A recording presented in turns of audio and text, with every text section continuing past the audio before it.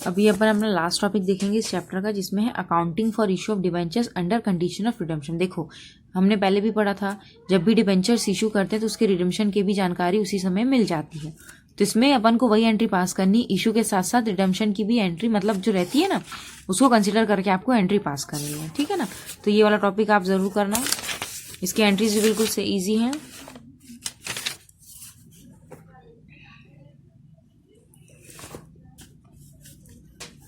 देखो जो direct approach अपना ये रहता है और ये अपना इनडायरेक्ट अप्रोच यहाँ से रहता है। तो जो भी रहता है अपन डायरेक्ट अप्रोच के साथ ही पढ़ते हैं, जो पढ़ते हैं वो। ठीक है ना, तो देखो मैं एंट्रीज आपको समझा देती हूँ। अगर सबसे डायरेक्ट अप्रोच में क्या रहता है, this approach debentures account is directly debited and credited. जो डिबेंचर का अकाउंट है उसी को अपन डायरेक्टली क्या करते हैं, डेबिट भी कर देते हैं और क्रेडिट भी कर देते हैं। ठीक है ना, डिबेंचर के अकाउंट को इसमें। ठीक है ना, तो फर्स्ट इशूड एट पार। देखो जब अपन डिबेंचर्स को पार में इशू करें, और जब रिडीम का मतलब क्या होता है, जब आपका टाइम पीरियड होने के बाद जब आप डिबेंचर के पैसे आप लौटाते हो तो उसको रिडेम्पशन बोला जाता है। तो आप पार पे इशू करें और रिडीम भी पार पे करोगे तो इसकी एंट्री क्या होगी। इशू की तो आपको सबको पता है, bank account debit to debenture account. अब देखो अपन एंट्री कैसे पास करते थे, जब अपन इशू करते थे तो ये वाली एंट्री बनती थी अपनी, bank account debit to debenture application account, और फिर अपन इसको ट्रांसफर करते थे तो एंट्री क्या बनती थी, debenture application account debit to debenture account, ये एंट्री बनती थी। अब देखो यहाँ पे भी एप्लीकेशन है, यहाँ पे भी एप्लीकेशन है, तो क्या करेंगे, इन दोनों एप्लीकेशन को काट के इन दोनों एंट्री को कंबाइन कर देंगे। कैसे, bank account debit to debenture account. समझ में आया, तो इन्हें यही एंट्री पास करी है, bank account debit to debenture account debit. Issue किया पार पे, और जब रिडीम भी पार पे करेंगे तो ये एंट्री अपोजिट हो जाएगी। डिबेंचर को अब दे रहे हैं पैसे, पहले क्या है, बैंक पहले पैसे आते थे डिबेंचर के जरिए, अब अपन डिबेंचर्स को वापस पैसे पे कर रहे हैं, तो debenture account debit to bank account, issue का और रिडम्पशन का। अब जब अपन प्रीमियम पे अपन ने देखो इशू किया है डिस्काउंट पे और रिडीम कर रहे हैं पार पे, इसकी 6 कंडीशंस बनती थी ना, ध्यान रखना। सबसे पहले क्या है, पहले तो क्या था, पार पे इशू होगा, पार पे रिडीम होगा। फिर क्या था, डिस्काउंट पे इशू करेंगे, पार पे रिडीम करेंगे। ठीक है ना, तो पहले डिस्काउंट पे इशू कर रहे हैं तो एंट्री क्या बनती है, bank account debit discount on issue debenture account debit to debentures account. ठीक है ना, ये इशू की एंट्री होगी। और जब रिडीम करेंगे तो एंट्री क्या बनेगी, debentures account debit to bank account, क्योंकि पार पे रिडीम हो रहा है इसलिए ये वाली एंट्री सेम होगी। अब इशू प्रीमियम पे कर रहे हैं पर रिडीम कर रहे हैं पार पे, bank account debit debenture account debit to security premium reserve, बिल्कुल सेम है। अपन डिबेंचर में इशू करते थे तो बैंक के बाद डेबिट साइड डिस्काउंट आ जाता था, और प्रीमियम में करते थे तो डिबेंचर के बाद आता था ना क्रेडिट साइड, तो सेम एंट्री है, bank account debit debenture account debit to security premium reserve account. ठीक है ना, और फिर जब हम रिडेम्पशन की एंट्री करेंगे तो पार पे ही कर रहे हैं तो बिल्कुल सेम एंट्री होगी, debenture account debit to bank account. अब नेक्स्ट कंडीशन क्या है, issued of debenture at par and redemption at premium. Par पे इशू किया है, अब रिडेम्पशन प्रीमियम पे करेंगे। ठीक है ना, अब देखो इसमें 2 एंट्री आ जाएंगे क्योंकि पार पे कर रहे हैं, तो बैंक अकाउंट डेबिट पार मतलब आपने इशू 10 रुपए पे किया था, और आप जब पैसे देने की बारी आई तो आप उसको 20 रुपए मतलब 10 रुपए एक्स्ट्रा दे रहे हो, तो 110 रुपए पे आप रिडीम कर रहे हो। जैसे आपने इशू मान लो 100 रुपीज पे किया है और रिडीम आप 110 रुपए पे कर रहे हो, 10 रुपए का जो प्रीमियम इसमें इंक्लूड है, तो लिया आपने कम पर देने के टाइम आप ज्यादा दे रहे हो ना, तो आपको तो नुकसान हो रहा है, तो उसी को अपन loss on issue of debentures के नाम से डालेंगे। Bank account debit loss on issue debentures account debit to debentures account to premium on redemption of debentures account. अब देखो जब अगर प्रीमियम पे इशू करते हैं तो उसको सिंपल सिक्योरिटी प्रीमियम रिजर्व लिखते हैं ना, पर जब आप रिडीम के टाइम प्रीमियम लोगे तो आपको लिखना पड़ेगा to premium on redemption, security premium नहीं लिखोगे। रिडम्पशन के टाइम अगर प्रीमियम है तो उसको लिखा जाएगा to premium on redemption of debentures account. ठीक है, अब रिडम्पशन की एंट्री क्या होगी, ये तो अपन इशू कर रहे हैं पार पे, पर अपन इसको कंसीडर करके चलते हैं। ठीक है ना, ध्यान रखना, क्योंकि यहाँ बैलेंसिंग फिगर के लिए अपन को ये चाहिए। अब नेक्स्ट अपना क्या आ जाएगा, debenture account debit premium on redemption account debit to bank account. अब इन दोनों को आपको यहाँ क्रेडिट था, इन दोनों को डेबिट करके बैंक को क्रेडिट कर देंगे। अब क्या था condition, issue of debentures at discount and redemption at premium. अब डिस्काउंट पे इशू कर रहे हो पर रिडीम प्रीमियम पे ही करेंगे। Bank account debit loss on issue debentures account debit to debentures account to premium on redemption of debentures account, ठीक है ना। एक मिनट, ये दोनों एंट्री सेम हो रही है, पार पे कर रहे हैं अपन।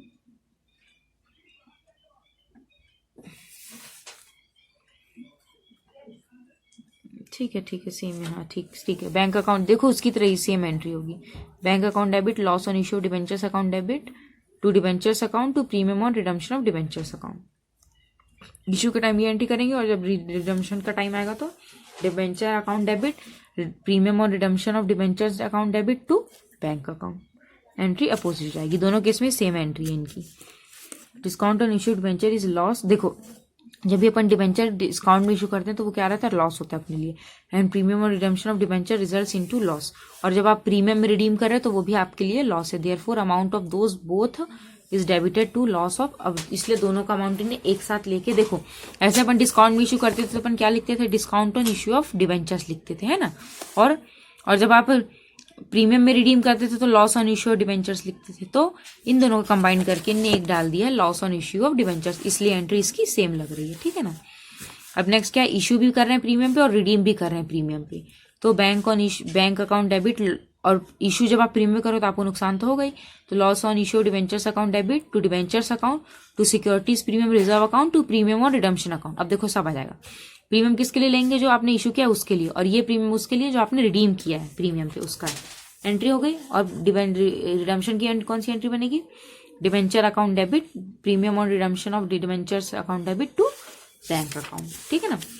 ये अपनी सिंपल एंट्री। अब इनडायरेक्ट अप्रोच है तो इनडायरेक्ट इतना कुछ खास नहीं है, डायरेक्ट ही मेन रहता है। अब इसकी एंट्रीज देखते हैं।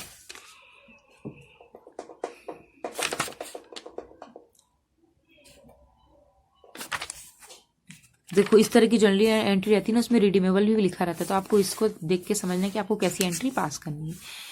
ये कंडीशंस दी हैं। फर्स्ट कंडीशन है 100 डिवेंचर्स हैं, 10% डिवेंचर्स हैं, 100 ईच वैल्यू है, इशू पार पे कर रहे हैं, रिडीम भी पार पे कर रहे हैं। तो सिंपल एंट्री जो अपने फर्स्ट केस देखा था, bank debit to 10% debentures account, ये इशू का है। जब रिडीम करेंगे तो ये देखो ये इशू का है।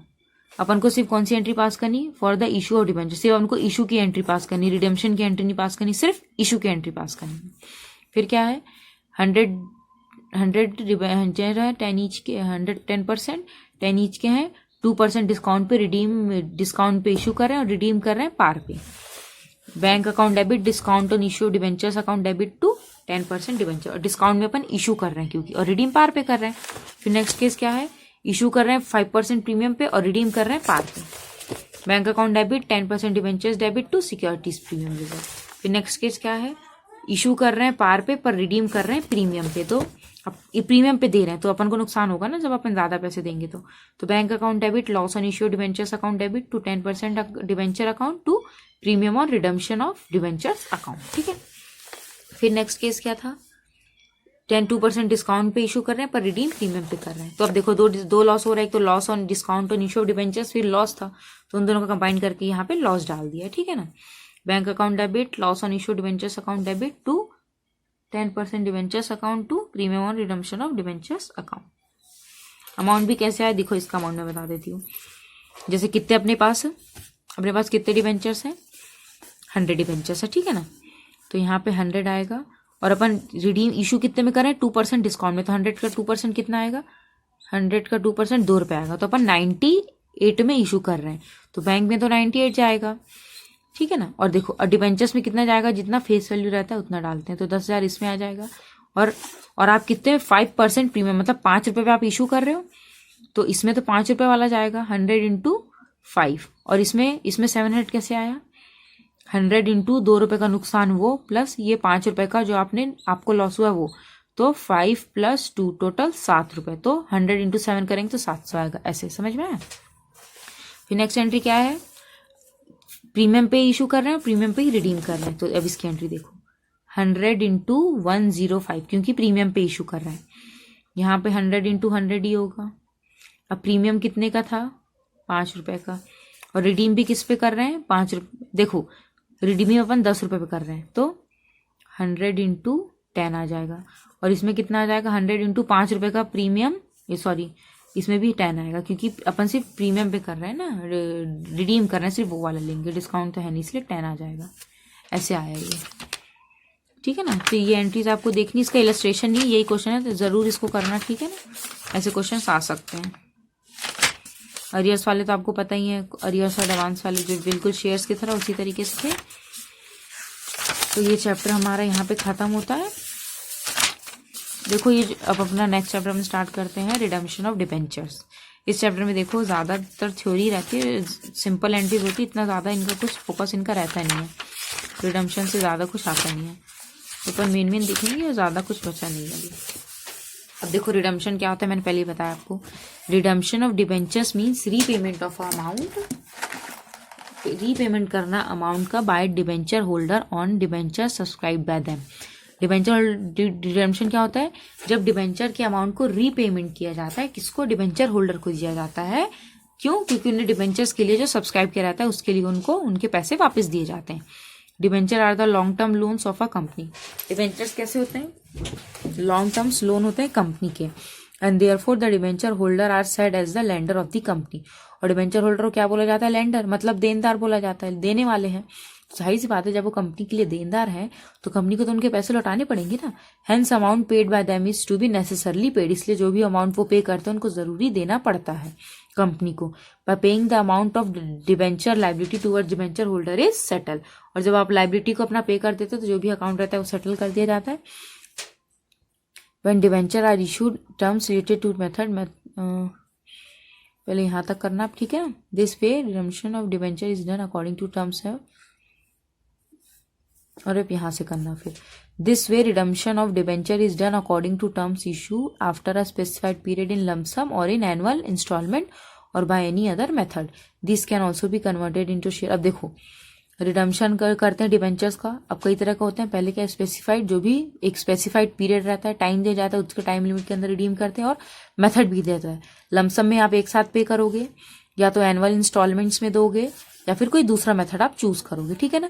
या फिर आप उनको शेयर्स में भी कन्वर्ट कर सकते हैं। Company can also purchase them from open market, और कंपनी अपने डिबेंचर्स को ओपन मार्केट में भी खरीद के कर सकती है। तो कई तरीके से होते हैं, जो भी कंडीशन में मेथड से कंपनी चाहे उस तरीके से वो कर सकती है, ठीक है ना। अब अपना नेक्स्ट क्या है, facts to be kept in mind on redemption of debentures. अब देखो क्या फैक्ट्स हमको दिमाग में रखना चाहिए जब अपन डिबेंचर्स को रिडीम करते हैं। तो fixing the time of redemption, आपको कितने समय बाद आपको डिबेंचर्स को रिडीम करना है, ये आपको फिक्स करना जरूरी है। First the company has to decide when the debentures will be redeem, कब डिबेंचर्स रिडीम करना है ये डिसाइड करना बहुत जरूरी है। रिडम्पशन में be after a specified period in lump sum, redemption एक स्पेसिफाइड पीरियड के बाद किया जाता है, लमसम में किया जाता है, इंस्टॉलमेंट में किया जाता है, ठीक है ना। फिर नेक्स्ट क्या है, deciding the methods of redemption. अब पहले तो आपको टाइम डिसाइड करना है, उसके बाद आप किस तरीके से रिडम करोगे वो आपको डिसाइड करना है। जैसे कि company has to decide which method of redemption it will adopt, कौन सा मेथड ऑफ रिडम्पशन वो अडॉप्ट करेंगे। जैसे whether company will pay in lump sum और इंस्टॉलमेंट, या कंपनी लमसम में पे करेगी या इंस्टॉलमेंट में। फिर क्या था, deciding the amount of redemption, और अब कितना अमाउंट का रिडीम करना है ये डिसाइड करना है। At the time of issue itself company has to clarify the terms of redemption, मतलब जब कंपनी इशू करती है तभी वो क्लियरिफाई कर देती है कि इतने में आपको उसको रिडीम करना है, एट पार पे, प्रीमियम पे, या फिर डिस्काउंट पे। और redemption at par company neither gains nor suffer loss. अब देखो पार पे रिडीम करेगी तो कंपनी ने जो फेस वैल्यू तो नहीं दे रही है, तो उसको ना लॉस होगा ना फायदा होगा।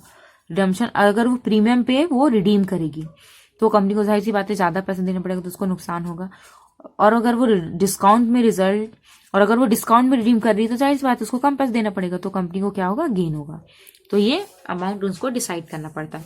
फिर क्या होता है, अरेंजिंग फंड्स फॉर रिडम्पशन। अब रिडम्पशन के लिए फंड्स अरेंज करना है। अब ये कैसे अरेंज करता है, it also called deciding the source of redemption, मतलब सोर्स की कहाँ से अपन पैसे लाके डिबेंचर्स को रिडीम करें। और company can redeem its debenture by any of the following method, इसमें से कोई भी फॉलोइंग मेथड से वो रिडीम कर सकती है।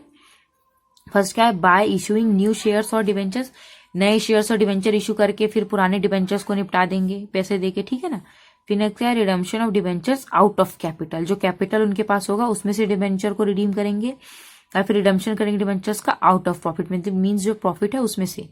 फिर नेक्स्ट क्या है, from current financial sources such as cash, sales, realisation from debtors etcetera. और जो करेंट फाइनेंशियल रिसोर्सेज होते हैं, जैसे कि कैश में कुछ बेचा आपने, जो पैसे रखे उससे दे दिया, कोई डेटर से पैसे मिले, रियलाइजेशन हुआ उससे दे दिया, मतलब कई तरीके से आप रिडीम कर सकते हैं। मेथड ऑफ रिडम्पशन, ये पॉइंट्स करना है, ठीक है ना। फिर क्या है, methods of redemption and the time of redemption are mentioned in the prospectus. और देखो जो भी मेथड रहता है और जो टाइम रहता है रिडम्पशन का, वो किसमें मेंशन रहता है, प्रोस्पेक्टस में मेंशन रहता है। SEBI has also issued guidelines in this regarded, और सेबी ने भी इसके रिगार्डिंग में गाइडलाइंस इशू करके भी रखा है, ठीक है ना। Earlier the responsibility of regulating the capital market was the, अब इसको यहीं तक करो, सेबी ने जो भी गाइडलाइंस है सब सेबी के द्वारा ही चला जाता है, ठीक है।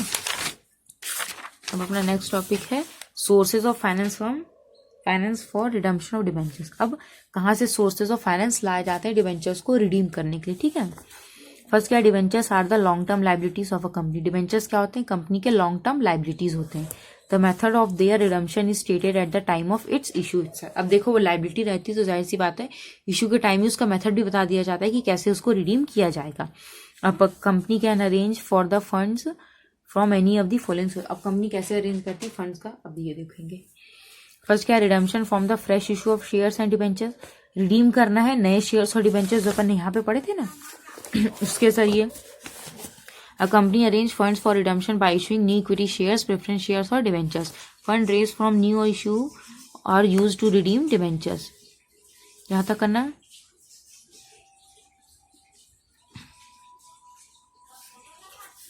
Issued at par premium, but only debentures can be issued at discount.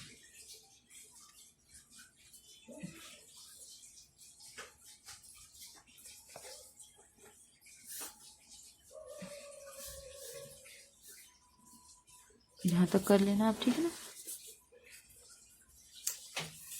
फिर यहाँ से करना, इस मेथड से क्या होता है, कंपनी को वर्किंग कैपिटल का लेवल मेंटेन रहता है, बैलेंस रहता है, जिस पे company needs not to create debenture. इसके जब वो इस तरीके से रिडीम करती है तो कंपनी को डीआरआर मतलब डिवेंचर रिडम्पशन रिजर्व बनाने की जरूरत नहीं पड़ती। देखो डिवेंचर रिडम्पशन रिजर्व क्या होता है, एक पर्टिकुलर रिजर्व होता है जो सिर्फ डिवेंचर्स को रिडीम करने के लिए इसमें कुछ पैसे डाले जाते हैं और उस पैसे को सिर्फ डिवेंचर्स को रिडीम करने के लिए यूज किया जाता है। तो अगर इस तरीके से कंपनी इशू करते रिडीम करती तो फिर ये बनाने की उनको जरूरत नहीं पड़ती फंड्स अरेंज करने के लिए।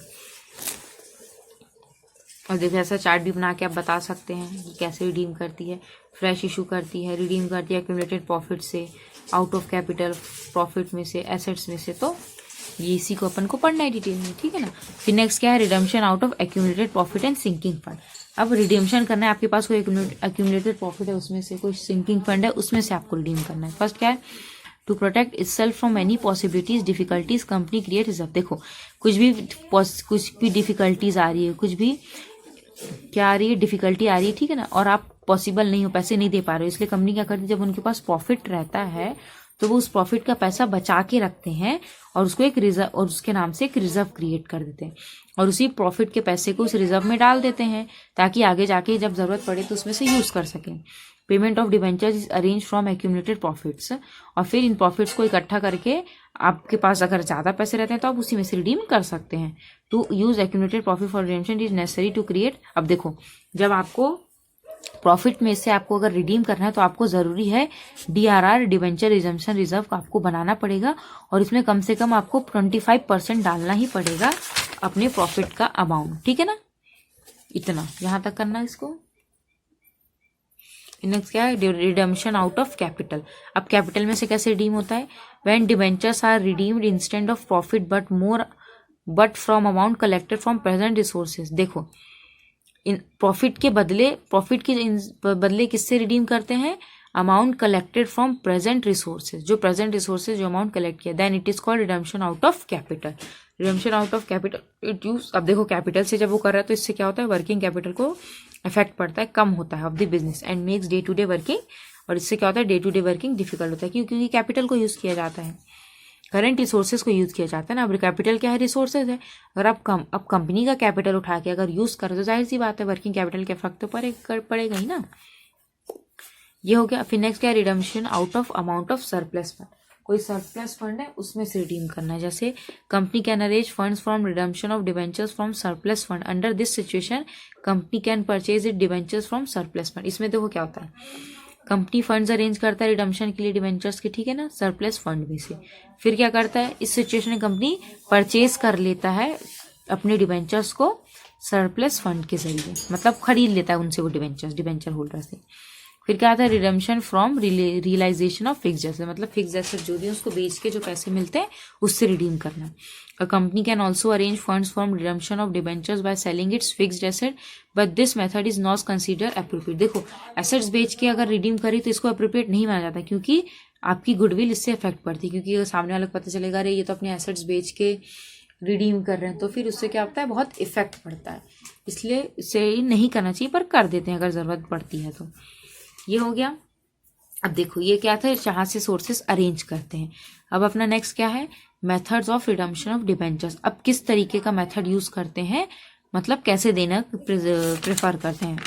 फर्स्ट क्या है, लमसम में एक साथ पैसे दे देंगे टाइम पूरा होने के बाद, या तो फिर एनुअल ड्रॉइंग्स के हिसाब से करेंगे, या फिर कन्वर्ट करेंगे शेयर को डिबेंचर्स में, या फिर ओवर मार्केट में परचेज करेंगे। ये 4 मेथड्स होते हैं, तो इसका भी चार्ट आपको ये ध्यान में रखना, बना के रखना, ठीक है ना।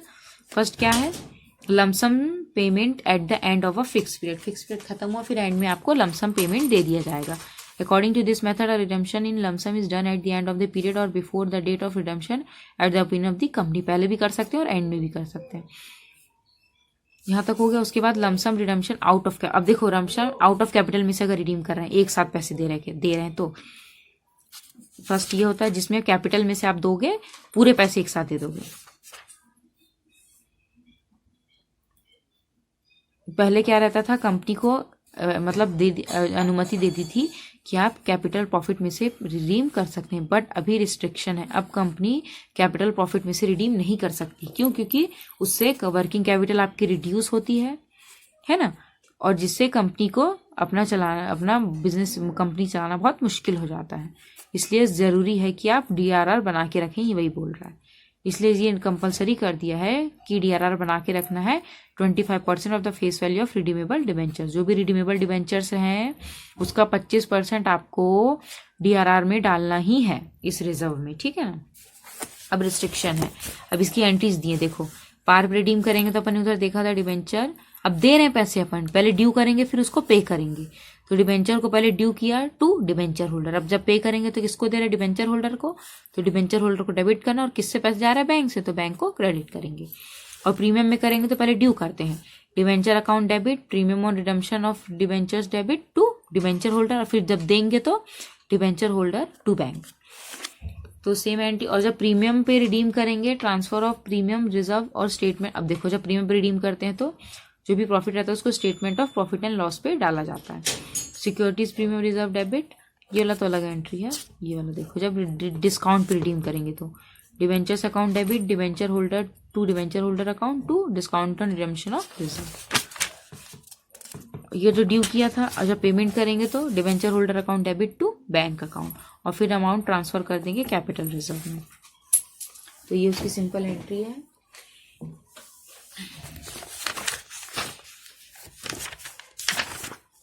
मैं आपको जनरल एंट्रीज में बाद में बताऊंगी, आप पहले ये टॉपिक समझ लेते हैं, ठीक है ना।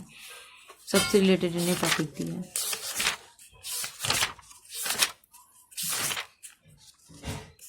ये 3-4 मेथड्स हैं, बीच बीच में दिया है ये।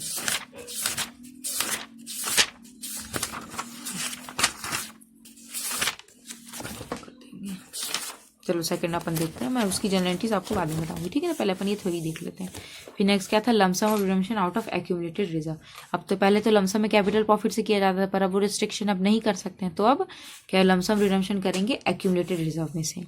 इसमें क्या है, सेक्शन 71(4) ऑफ कंपनीज एक्ट 2013 में whenever a company redeems its debenture under this section the debenture redemption reserve is to be created। जब इस सेक्शन के अंडर कंपनी इस तरीके से रिडीम करती तो कंपनी को DRR बनाना पड़ता है, प्रॉफिट में से जो भी अवेलेबल प्रॉफिट रहता है उसमें से the amount collected in this reserve can be only be. और जो अमाउंट देखो, जो DRR में जो अकाउंट आप बना, जो भी अमाउंट रहता है आपको सिर्फ डिबेंचर्स को रिडीम करने के लिए उस अमाउंट को यूज करना है, और किस चीज के लिए आप उसको यूज नहीं कर सकते हैं। तो ये वही लिखा है, ठीक है ना। तो रूल्स ये इतना काफी यहाँ। तो फिर नेक्स्ट क्या था, तो प्रोविजंस। ये प्रोविजन तो इतना कुछ खास नहीं। अब इंस्ट्रक्शन सेबी ने दिया है, अब ये सेबी के जो क्या इंस्ट्रक्शन है ये आप देख लेना। सिक्योरिटी, इसका फुल फॉर्म क्या होता है? Security and exchange board of India. Debenture redemption reserve is necessarily made for the part of non convertible instrument. देखो DRR हमेशा जरूरी बनाना पड़ता है किसके लिए? फॉर नॉन कन्वर्टेबल डिबेंचर्स और पार्टली जो डिबेंचर्स कन्वर्ट बिल्कुल भी नहीं कर सकते हैं या फिर पार्टली कन्वर्ट हो जाते हैं, उनके लिए DRR बनाना बहुत जरूरी। क्यों? क्योंकि अगर ये कन्वर्ट नहीं हो पाते तो जाहिर सी बात इनके पैसे देने को अपन को चुकाने ही पड़ेंगे। और फिर नेक्स्ट क्या? It is necessary for the company issuing debentures debt debentures redemption is created. और जो भी कंपनी डिबेंचर्स इशू करती है उसको भी 25% जो भी डिबेंचर्स रिडीम होने वाले हैं उसका 25% आपको डिबेंचर्स DRR में डालना पड़ता है। ठीक है ना, ये उसके गाइडलाइंस थे।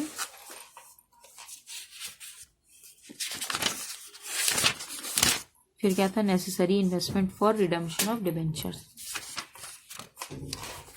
अब देखो जब अपन रिडम्पशन में जब अपन DRR बनाते तो इसकी एंट्री क्या बनती है? उनकी एंट्रीज दी है, ये पूरा क्वेश्चन में इन्हें दिया है।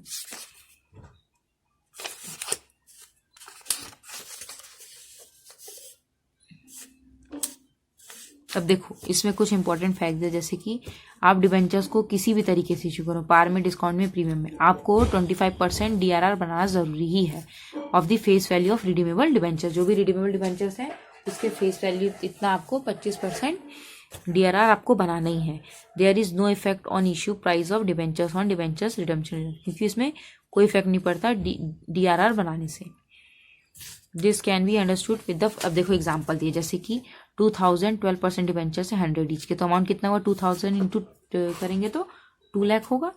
अब आपको 2 और ये डिस्काउंट पे इशू कर रहा है, पार पे प्रीमियम पे हो रहा है, तो 25% हर केस में आपको बनाना है। देखो ये दिया है, पार पे कर रहा है 100 फेस वैल्यू है, इशू भी 100 पे हो रहा है, तो 2 लाख है टोटल, इशू प्राइस भी 2 लाख है।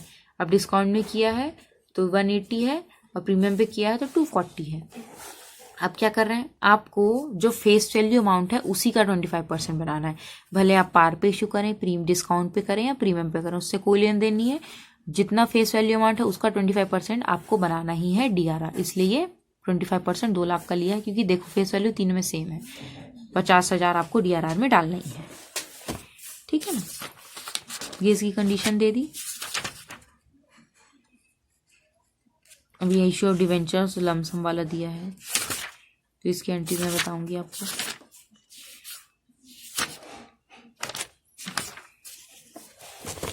फिर नेक्स्ट क्या था? Debentures by annual drawings. अब देखो रिडम्पशन करेंगे एनुअल ड्राइंग से। ये क्या होता है?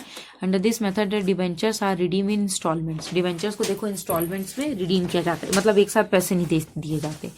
But the problem arise is deciding which debenture should be redeem पर देखो जब इंस्टॉलमेंट में दिया जाता है तो इसमें ये दिक्कत आती है कि किस डिवेंचर्स को पहले पैसे देने हैं।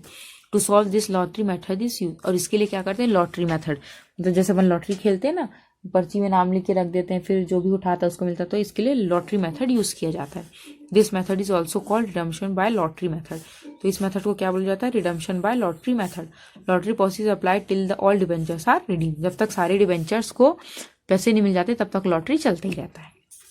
इन lottery method also is in, और लॉटरी मेथड में भी सभी ने इंस्ट्रक्शन दिया कि आपको DRR इसमें भी 25% बनाना ही पड़ेगा। ठीक है ना। Under this method payment is made out of को। अब देखो इस मेथड के लिए जब आप इंस्टॉलमेंट में करते हैं तो आप कैपिटल में से भी कर सकते हैं, प्रॉफिट में से भी कर सकते हैं। As per the law 15% payable amount invested at the time of first instalment. ठीक है ना, इसको यहाँ तक आप करना।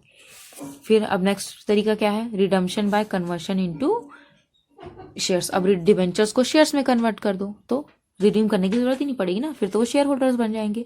Company under its article given option of its debenture holder to get their debentures converted into share. Option देती है आर्टिकल ऑफ एसोसिएशन जो होती है कंपनी की, वो ऑप्शन देती है डिवेंचर होल्डर की को, अगर आप अपने शेयर्स को कन्वर्ट करना चाहें तो कन्वर्ट भी कर सकते हैं एक स्पेसिफाइड पीरियड के बाद, विद इन सम कंडीशन के अंदर।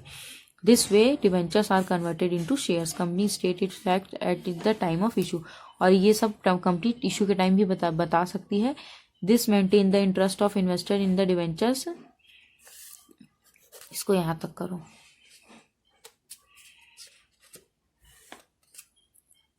अब देखो जरूरी नहीं है आप कन्वर्ट करने कंपनी फोर्स करें, ये डिवेंचर होल्डर की ओपिनियन में रहता है कि वो उसको कन्वर्ट करना चाहता है या नहीं चाहता है। देखो, और ऐसे डिबेंचर्स को कन्वर्ट किया जाता है जो कन्वर्टेबल डिबेंचर्स होते हैं। अगर नॉन कन्वर्टेबल डिबेंचर तो फिर उनको आप कन्वर्ट नहीं कर सकते हैं। फिर ये कन्वर्ट किन्ने एंट्री दी है। अब देखो अब ये देख लेते हैं, redemption of debentures by purchase in the open market. ये क्या होता है? As per the companies act company can redeem its debenture by purchasing its own debenture from open. अब देखो इस तरीके से कंपनी कैसे रिडीम करती है, अपने खुद के डिबेंचर्स ओपन मार्केट से वो खरीद लेती है। This is the method at the time of issuer of debenture itself by purchasing the debenture they are cancel. अब देखो जो डिबेंचर होल्डर से खुद ही अपने डिबेंचर्स कंपनी खरीद लेती है ओपन मार्केट में, ठीक है ना। Company can purchase this debenture as face value और लेस और हायर। कंपनी किसी भी तरीके से उसको खरीद सकती है, फेस वैल्यू में भी खरीद सकती है, लेस में भी और ज़्यादा प्राइस में भी। जनरली जो परचेज प्राइस रहता है वो मार्केट प्राइस पे डिपेंड करता है।